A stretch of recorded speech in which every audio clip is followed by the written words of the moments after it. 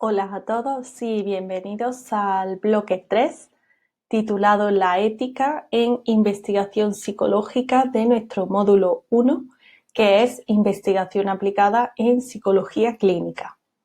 ¿Qué vamos a ver en este bloque 3?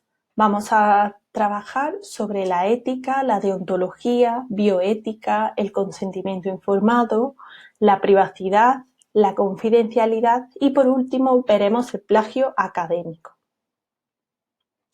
Bien, pues empezamos por nuestro primer tema, que es la ética, deontología y bioética. Para introducirnos un poco en este tema y antes de comenzar con estos términos, quisiera aclarar que la profesión de la psicología, pues como sabemos, impone a sus profesionales unas obligaciones concretas que hace que quien demande sus servicios los perciba como competentes y dignos de confianza.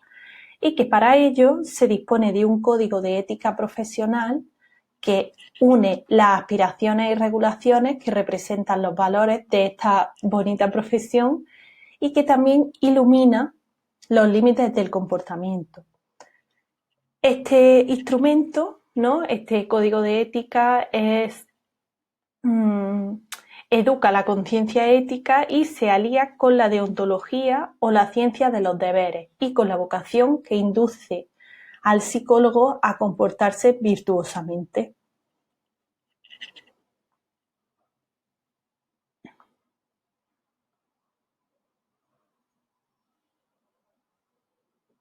Como vemos, el código ético de la sociedad mexicana surgió en 1984, porque la Sociedad Mexicana de Psicología estudió detenidamente sobre las normas de conducta que debe regir la práctica profesional de la psicología. El código ético en sí, ¿qué es? Es un instrumento que lo que pretende es garantizar la protección de los usuarios de los servicios psicológicos y ofrece al psicólogo apoyo en la toma de decisiones, en los casos que se enfrente a dilemas éticos, ¿no? Dentro de un marco de referencia que delimita el comportamiento profesional. El Código Ético de la Sociedad Mexicana de Psicología, como he dicho antes, se publicó por primera vez en 1984 y su base para realizarse fue los códigos de la APA, ¿no? De la American Psychological Association, que era en 1977. También se rigió por la Asociación Médica Mundial y por el Código de Ética Profesional del Psicólogo de Venezuela, entre otros. A partir de ese momento se ha reeditado 5 veces.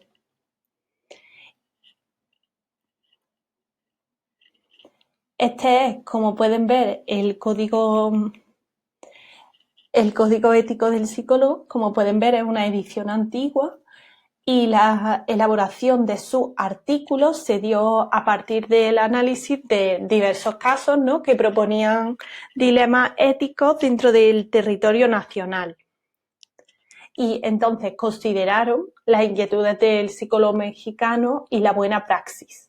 Este código se encuentra en evaluación permanente para ir mejorándose, actualizándose y modificándose para así mejorar y modificar su eficacia conforme va pasando el tiempo. En cuanto a la deontología y ética profesional, pues como podemos ver, la deontología está orientada al deber y la ética profesional está orientada al bien, a lo bueno.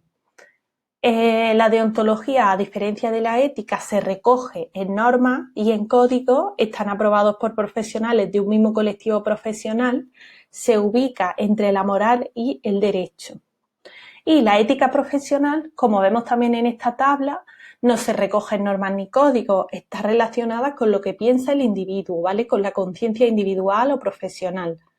No es exigible a los profesionales de un determinado colectivo y parte de la ética aplicada. Sería más bien nuestra parte personal, ¿no? A diferencia de la deontología profesional, que es lo que aplicamos en nuestra práctica profesional como psicólogos clínicos. Vale, el término bioética. ¿Qué es la bioética? La bioética es una rama de la ética que se centra, ¿no?, en examinar los principios de conducta más adecuados para el ser humano en relación con la vida, por ejemplo, incluyendo la vida humana, animal y vegetal. Entonces, se podría considerar que es un estudio sistemático de la conducta humana en el ámbito de las ciencias de la vida y de la salud, examinada a la luz de los valores y principios morales. Por eso, los temas que existen dentro de la bioética son, como pueden ver en este gráfico, pues son el aborto y el estado del embrión, la eutanasia, tratamiento del dolor, investigación y ensayos clínicos y medio ambiente y animales. Muy importante, ¿no?, estos temas. Antes de pasar al tema del consentimiento informado, quiero contarles que en México existe la Comisión Nacional de Ética en Psicología, que se llama CONAEP. Se creó en 1999 y lo que hacía era atender solicitudes de apoyo y denuncias de la población en general y de psicólogos sobre dilemas éticos y comportamientos profesionales del psicólogo faltos de ética. Esta comisión es una dependencia funcional y estructural de la Sociedad Mexicana de Psicología y el objetivo que tiene es vigilar que el ejercicio profesional de la psicología pues se realice conforme a lo establecido en el Código Ético del psicólogo. Bien, pasamos al tema 3.2, consentimiento informado. El consentimiento informado es la expresión tangible del respeto a la autonomía de las personas en el ámbito de la investigación en salud. ¿Por qué? Porque es el acto en el que la persona decide libre y voluntariamente aceptar las acciones diagnósticas o terapéuticas que se le sugieren, no por el profesional de la salud. Y se sustenta en el principio de autonomía del paciente, considerando para su experiencia 3 requisitos básicos para que sea válido, que son la libertad de decisión, una explicación suficiente y la competencia para decidir. En el derecho sanitario mexicano, en el reglamento de la Ley General de Salud en materia de investigación, se define el consentimiento informado como el acuerdo por escrito mediante el cual el sujeto de investigación o su representante legal autoriza su participación en la investigación, con pleno conocimiento de la naturaleza de los procedimientos y riesgos a los que se someterá, con la capacidad de elegir libremente y sin coacción. Es decir, lo que hemos dicho antes. Es muy importante que una investigación solo se lleve a cabo si el sujeto da su afirmación, ¿no? Es muy importante que esté informado de todo. Pasando al tema 3 de la privacidad, es diferente al consentimiento informado. La privacidad podría decirse que es el control sobre la información personal. Es un derecho humano básico, ¿no? La investigación social debe respetar la privacidad de los participantes y nunca divulgar información confidencial. Un riesgo de la investigación social es el riesgo de daño por información, ¿no? Al desvelar datos de un paciente que está participando en una investigación.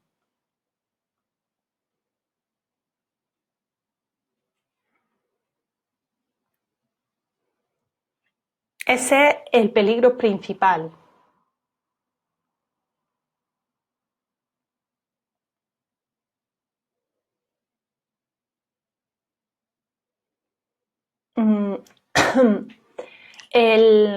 En México, por ejemplo, hay 2 leyes que regulan el uso de la información, como son la Ley General de Transparencia y Acceso a la Información Pública para instituciones públicas o particulares y tienen la financiación pública del Estado.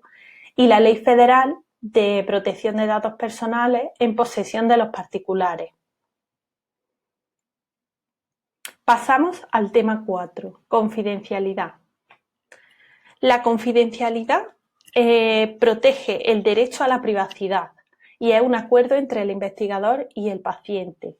¿Ok? Es diferente a la privacidad y el consentimiento informado. Es importante distinguir entre estos tres. Según Del Campo y Tejero, un estudio de 2005, respecto a los principios éticos del psicólogo, señalaron que en la intención del psicólogo se encuentran tres reglas éticas fundamentales: confidencialidad, veracidad y fidelidad, ya que la relación de ayuda con el paciente implica la norma ética de proteger toda información considerada secreta. Entonces, ¿qué diferencias existen entre privacidad y confidencialidad? Pues la privacidad es el derecho humano que tenemos a no ser objeto de intrusión de nadie, ¿no? Ni de terceros. Es, por ejemplo, la privacidad que tengo en mi casa, ¿no? Es diferente a la confidencialidad. ¿Qué es la confidencialidad? Pues el atributo de la información personal que exige no revelarla a terceros sin motivo suficiente. Por ejemplo, esto en una relación terapéutica se rompería cuando se ve la vida de un paciente en peligro. Ahí es solamente cuando el psicólogo clínico puede romper esa confidencialidad, si no, no. Y por último, el tema 5 trata sobre plagio académico. ¿Qué tiene que ver esto con la parte ética, deontológica, etcétera? Pues nosotros, como profesionales de la psicología clínica, debemos trabajar bajo un código deontológico, seguir unas normas, etcétera. Y tan importante como esto es tener nuestra propia autoría de lo que escribimos, ¿no? Nosotros escribimos un informe, redactamos datos sobre un paciente, etcétera. Podemos utilizar estudios siempre, por supuesto, para informarnos, para sacar una mejora, guías de tratamiento, guías de ejercicio, pero es muy importante no presentar jamás como nuestro la idea o el trabajo de alguien de forma total o parcial. Eso también entra en esto: texto, fotografía, sonido, vídeo, es decir, todo lo que utilicemos que sea siempre citando al autor, y todo lo que sea nuestro, por supuesto, y nuestro trabajo, mucho mejor. Pero claro que buscamos información, encontramos, leemos artículos y no son nuestros. Siempre citando al autor, no hay problema de plagio. Entonces, si yo utilizo el trabajo de alguien, puedo parafrasear su frase, ¿no? Hay que tener cuidado de hacerlo correctamente y no solo hacer pequeños cambios, de cambiar una palabra, por ejemplo, ¿no? Si se cambian solo unas pocas palabras con sinónimos o los verbos, eso sigue siendo plagio, porque al final estamos cambiando muy poco.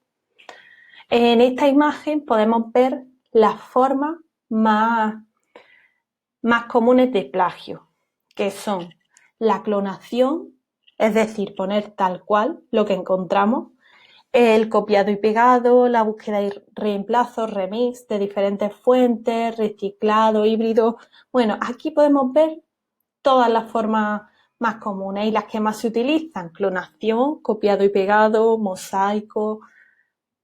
Y esta es una parte a la que a veces no le damos importancia y, como psicólogos y como profesionales, es muy, muy importante. Y aquí entra también el derecho de autor. ¿Qué es el derecho de autor? Pues la Ley Federal de Derecho de Autor lo que quiere es proteger la reproducción del trabajo de alguien más, ¿no? Que ese trabajo sea de esa persona solamente. El derecho de autor se conforma por normas jurídicas y principios que afirman los derechos morales y patrimoniales que la ley concede a los autores por el hecho de crear su obra, y es un derecho fundamental de la Declaración de los Derechos Humanos.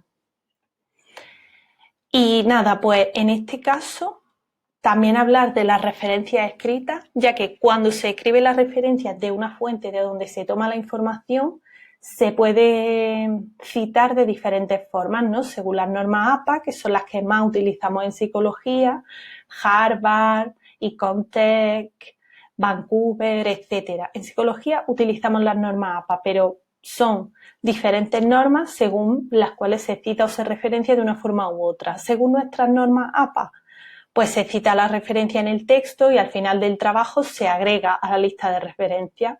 Esas normas APA las podemos encontrar fácilmente en la web, también